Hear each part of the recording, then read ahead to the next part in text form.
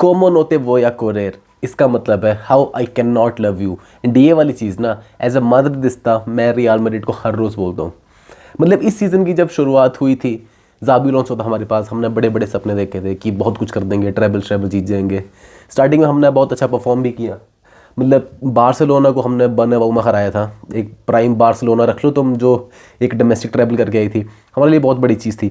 उसके बाद चीज़ें अच्छी रहना शुरू नहीं हुई, ज़ाबी अलोंसो को सैक होने पड़ा, बहुत सारे हमने ला लीगा के मैचेस हारे, फिर हम एक कप फाइनल हार गया अगेंस्ट बार्सिलोना। उसके बाद आर्बेलो आया, एक हम सेकंड डिवीज़न की रेलीगेशन बैटल लड़ रही टीम अल्बासेटे से हार गए। उसके बाद यूसीएल में हम बेनफिका से हारे, बेनफिका का गोलकीपर हमें गोल करके जाता है भाई। स्टिल किसी तरह कुछ भाग जोड़ करके हमने किसी तरह एक फाइटिंग चांस हमने अपना ज़िंदा रखा, हमने हराया बेनफिका को फिर से। उसके बाद किस्मत ख़राब एंड तकदीर में जो हमेशा लिखा होता है, मैनचेस्टर सिटी मिल गई हमें भाई राउंड ऑफ 16 में। एंड भाई सच बताऊँ ना, राउंड ऑफ 16 में जब हमें मैनचेस्टर सिटी मिली थी ना, बाकी राइवल फैंस तो जानते ही थे कि हम नहीं जीतने वाले हैं। Even as a Madridista, as a Madrid fans, हमें भी पता था भाई कि ये वाली दिक्कत बहुत देगी हमें।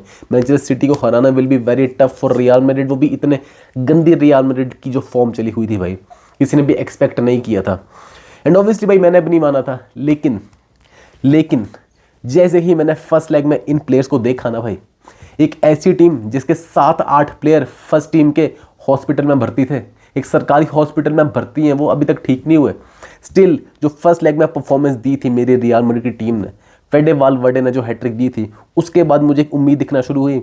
मुझे इन प्लेयर्स में एक पैशन दिखाई दिया, एक बैच के लिए जो जान देने वाली बात होती है ना, वापस जिंदा होते हुए दिखी मुझे।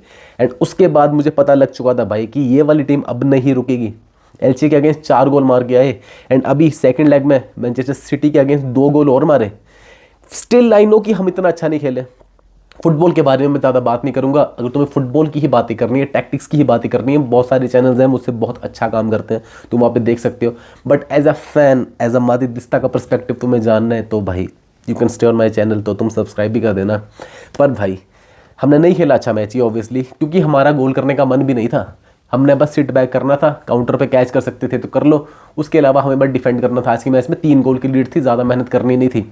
वहीं पे ही विनीसियस आया, 2 गोल मारे, चिढ़ाया उसने मैनचेस्टर सिटी के फैंस को। बट स्टिल भाई 5-1 से मैनचेस्टर सिटी को हराना भाई, क्रेजी टीम है वो, सभी लोग फिट हैं। They have Haaland, they have Rayan Cherki, they have Phil Foden, Doku जैसे प्लेयर, डोनारुमा जैसा कीपर जो कि अभी यूसीएल जीत के आया है, पेप गार्डियोला की मैनचेस्टर सिटी थी वो।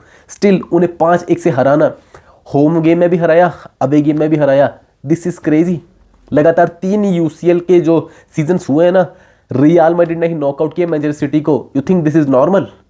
रियल मैड्रिड जब आती है ना भाई यूसीएल में, ये एक अलग क्लब बन के खेलती है। एंड ये जो बैच था ना, जो तुम्हें बेहोश लग रहा था काफ़ी टाइम से, batch has finally woken up. And अब बहुत ज़्यादा दिक्कतें आएंगी बाकी यूरोपियन क्लब्स को। अगला मैच बायर्न के साथ पड़ेगा, बायर्न को भी पता लग जाएगा भाई how does it feel like to face Real Madrid, और वो भी ऐसी रियल मैड्रिड जो कि घायल है। धुरंधर का डायलॉग याद है ना, घायल हूँ इसलिए घातक हूँ, वो चीज़ रियल मैड्रिड में पूरी तरह से सेट बैठती है इस वक्त। और इस मैच से पहले भाई बहुत सारी बातें उड़ रही थी। रोड्री से पूछा जा रहा है कि कमबैक हो सकता है, रोड्री बोलता हो जाएगा भाई कमबैक, नहीं हो पाया भाई कमबैक। एंड तुम भी बहुत बड़े बेवकूफ़ हो अगर तुम सोच रहे हो कि 3-0 की लीड जो रियल मैड्रिड के पास है, तुम रियल मैड्रिड के अगेंस्ट कमबैक कर पाओगे। बहुत बड़े बेवकूफ़ हो भाई तुम, खुद का क्लाउन मत बनाओ, एक्सेप्ट करो चीज़ों को। रियल मैड्रिड ने बुरी तरह से डिफेंड किया है। हमारे अकेडमी का लड़का थियागो पिटार्स, उसके बाद जो मैनुअल एंजल जैसे प्लेयर्स आए भाई, बहुत ही अच्छी परफॉर्मेंस देके गए हैं वो। इतना कॉन्फिडेंस भाई मैंने किसी भी एकेडमी प्लेयर में नहीं देखा, वो भी 2-3 मैचेस के बाद। वी आर लकी, मैं पहली बार बोल रहा हूँ ये चीज़, वी आर लकी कि आर्बेलो आया एंड उसने हमें एकेडमी प्लेयर्स दिखाए, नहीं तो हम कभी देख भी नहीं पाते। बाकी मैं ये बोलूँगा कि तुमने सोचा होगा कि स्पेन से हैं तो भाई बॉटल कर जाएंगे, पर भाई बार्सिलोना नहीं है, हम नहीं करते 3-0 की लीड बॉटल, ठीक है। उसके अलावा यार मैड्रिड को डाउट करना मतलब फुटबॉल लेगेसी को डाउट करना, इसका मतलब है कि फुटबॉल नॉलेज तो तुम जीरो रख लो अपना। पेप गार्डियोला को हराया हमने भाई, मतलब प्रीमियर लीग की one of the best team होगी मैनचेस्टर सिटी, उसे हमने 5-1 से हराया। और जो 1 गोल मारा उन्होंने हालैंड ने, वो भी ऐसे टकरा पकड़ा के बॉल चली गई, नहीं तो 1 गोल भी नहीं कर पाते वो। दोनों लेग्स में क्लीन शीट रहती है रियल मैड्रिड के साथ, वो भी एक टूटे फूटे डिफेंस के साथ। तो ऑयल मनी और लेगेसी में तुम चूज करोगे तो भाई हमेशा लेगेसी जीतेगी, एंड इसलिए रियल मैड्रिड भी जीत गई भाई। शुरू के 10-15 मिनट की बात करें तो भाई सिटी ने बहुत ज्यादा डोमिनेट करके रखा था। मैड्रिड काफी काम थी, डिफेंडिंग में ज्यादा ट्राई कर रही थी, बॉल रखने की कोशिश कर रही थी। इवन फेडे वालवर्डे एंड आर्दा गुलर बहुत ज्यादा ट्राई कर रहे थे बैक पास करने का, ताकि ताकि थोड़ा मोमेंटम किल करें वो मैनचेस्टर सिटी का। उसके अलावा मैच शुरू के 20-25 सेकंड में ही खत्म हो जाता।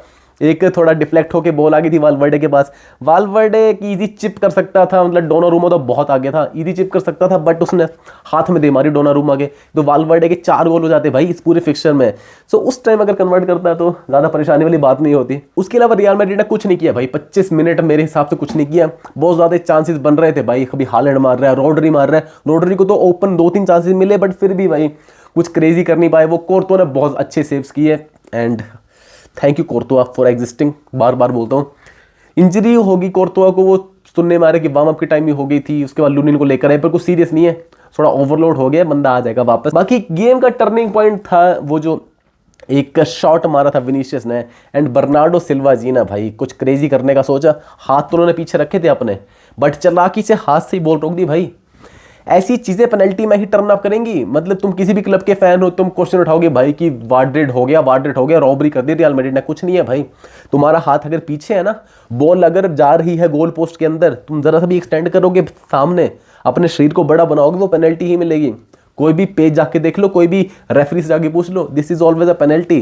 रेड कार्ड मिल गया तो ऑब्वियसली मिलना ही था। एक बॉल अगर अंदर जा रही है और तुम उसे हाथ से रोकते हो तो वो रेड कार्ड ही मिलेगा। लुइस सुआरेज को भी मिला था भाई, बस ये हुआ कि लुइस सुआरेज की टीम वहां पे जीत गई थी, यहाँ पे बर्नार्डो सिल्वा की टीम हार गई। उसके अलावा विनीशियस की बात करें तो पेनल्टी मार दी भाई लड़के ने। पेनल्टी मारने के बाद भाई थोड़ा चिड़ा विड़ा भी लिया उसने मैनचेस्टर सिटी फैंस को, आंसू निकलाए थे भाई मैनचेस्टर सिटी फैंस के। विनी से जालिम आदमी ना फुटबॉल में एग्जिस्ट नहीं करता कसम से। साथ मैच साले के पास 3-4 चांसेस आए थे ओपन, जो कि इजी फिनिश होने चाहिए थे। हैट्रिक तो तुम छोड़ दो, पोकर स्कोर कर सकता था भाई विनीशियस जूनियर, पर नहीं भाई, उसने कुछ बाहर में एक तो उसने राइट से बाहर मार दी, एक लेफ्ट से बाहर मार दी, और एक तो हवा में ही उड़ा दी भाई। 4 गोल इजी बन रहे थे विनीशियस के, 2 ही कर पाया वो। बाकी हालैंड भी कुछ खास दिखा नहीं, हाँ मतलब एक उसने गोल स्कोर कर लिया, वो टकरा वकरा के बॉल आ गई, हालैंड ने गोल स्कोर कर लिया। उसके अलावा कुछ ऐसा क्रेजी दिखा नहीं। हालैंड एक उसने शॉट मारा था, ये 2 ही चीज़ें हैं मुझे याद हालैंड की, उसके अलावा उसने कुछ नहीं किया, इसलिए शायद उसे सब्स्टिट्यूट भी कर दिया पेप ने, मारमूश को लेकर आए वो। उसके अलावा डोकू काफ़ी डेंजरस लग रहा था भाई आज, वो जो एसिस्ट था वो भी डोकू का ही था। डोकू को रोकना काफ़ी मुश्किल हो रही थी भाई इस बार तो। थियागो पिटार्स भी लगा था, ट्रेंट भी लगा था, वालवर्डे भी लगा था, पर ठीक है जीत गए। मतलब वो भी 10 मैन थे, उनके अगेंस्ट जीतना इतना मुश्किल लगा नहीं उसके बाद, क्योंकि काफ़ी होल्ड कर खेल रहे थे, काउंटर पे कैच करने का ट्राई कर रहे थे। बस मैड्रिड ने बहुत सारे चांसेस मिस किए, और स्कोर लाइन की तुम अगर बात करोगे तो थोड़ी मिसलीडिंग सी लगेगी तुम्हें। 5-1 से हम एग्रीगेट पे जीते हैं, मेरे हिसाब से सेकंड लेग ही 5-1 से जीतनी चाहिए थी।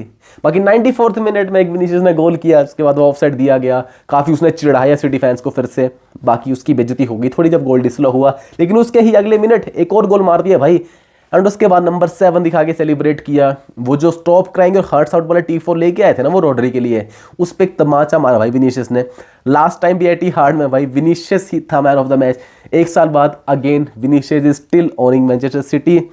पर ठीक है, अब थोड़ी दिक्कतें बढ़ने वाली है रियल मैड्रिड के लिए। अगला मैच एटलेटिको मैड्रिड के साथ होगा ला लीगा का, उसके बाद यूसीएल में हमने फेस करना है बायर्न म्यूनिक को, जो कि काफ़ी क्रेजी फॉर्म में चल रही है। बट कुछ अच्छी खबरें ये भी होंगी हमारे लिए कि एम्बापे तो वापस आ ही चुका है, बेलिंगम भी वापस आ चुका है, मिलिटाओ भी शायद तुम्हें वापस आता हुआ दिख जाएगा आने वाले मैचेस में। सो हम भी एक स्ट्रॉन्ग स्क्वाड लेकर उतरेंगे। बाकी मैं तो ये बोलूँगा आरबेलो इज बेटर देन पेप, क्योंकि भाई इंजरीज जैसी थी ना टीम में, उसके बाद भी इतना अच्छा परफॉर्म करना is a big thing. System हमारा थोड़ा भी वर्किंग मोड में चला हुआ है, धीरे धीरे प्लेयर्स और खेलेंगे साथ में तो क्लियर होंगी चीज़ें, रोल्स क्लियर होंगे, प्लेयर्स लाए जा रहे हैं, एकेडमी से प्लेयर्स लाए जा रहे हैं, जो प्लेयर्स को बेंच किया गया था उन्हें भी मौका दिया जा रहा है भाई। लेकिन पेप की अगर बात करें तो भाई वो अभी भी अजीब अजीब सॉल्यूशन ढूंढ रहे हैं। आई डोंट थिंक कि हालैंड को उसे सब्स्टिट्यूट करना चाहिए था, तो ठीक है थोड़ा बहुत इंपैक्ट डाल रहा था, बट मारमूश से तो ज़्यादा इंपैक्ट डाला था उसने। आई थिंक क्रॉसेस डाल दे तो हालैंड ज़्यादा लीथल हो सकता था, बट कोई चांस मिला नहीं क्रॉस डालने का। अब ठीक है, मतलब थोड़ा बड़ी बड़ी टीम्स को हराने लगे हैं, जिनसे हम लीग स्टेज में हारे थे। पहले बेनफिका से लीग स्टेज में हारे, बेनफिका को हमने नॉकआउट में हराया, फिर हम सिटी से भी लीग स्टेज में हारे थे, तुम्हें याद हो तो 2-1 से, उन्हें भी हमने राउंड ऑफ 16 में हराया एंड घर भेज दिए भाई। अब नेक्स्ट ओपोनेंट है बायर्न म्यूनिक। लेट्स होप भाई कि बर्नअबो में तुम जीत जाओ इजीली। ट्राई करो ड्रॉ करने का, फिर पेनल्टीज में देख लेंगे, हमारा कोर्तुआ कर लेगा भाई पेनल्टीज में। लेकिन यूसीएल में रियल मैड्रिड को फेस करना इज वेरी डिफिकल्ट भाई। मेंटालिटी अलग हो जाती है, ये बंदे खेलने ही यूसीएल आते हैं। रियल मैड्रिड प्ले को जब साइन करती है ना, ला लीगा के लिए नहीं करती, वो साइन करती है यूसीएल के लिए। आगे वाले मैचेस के लिए काफ़ी एक्साइटमेंट है, थोड़ा डर भी है। मैं बस ये नहीं चाहता कि प्लेयर्स को और ज़्यादा इंजरीज हो, थोड़ा मिक्स विक्स करके खिला दो, थोड़े थोड़े मिनट्स यहाँ वहाँ देके, बस इंजरीज मत ले लेना। बाकी guys let's wait for tonight's matches. Barca का मैच है, और भी मैच है, बायर्न का भी मैच है, जो कि वैसे एक्चुअली ख़त्म ही है, वो फिक्सर करवाने की जरूरत है नहीं। बट लेट्स सी बारसा क्या करती है आज। तब तक के लिए दोस्तों, तुम्हें पसंद आई हो रियल मैड्रिड की परफॉर्मेंस एंड वीडियो अच्छी लगी हो तो प्लीज़ सब्सक्राइब करना चैनल को। गुड बाय, हाना मैड्रिड, इन अदर मास।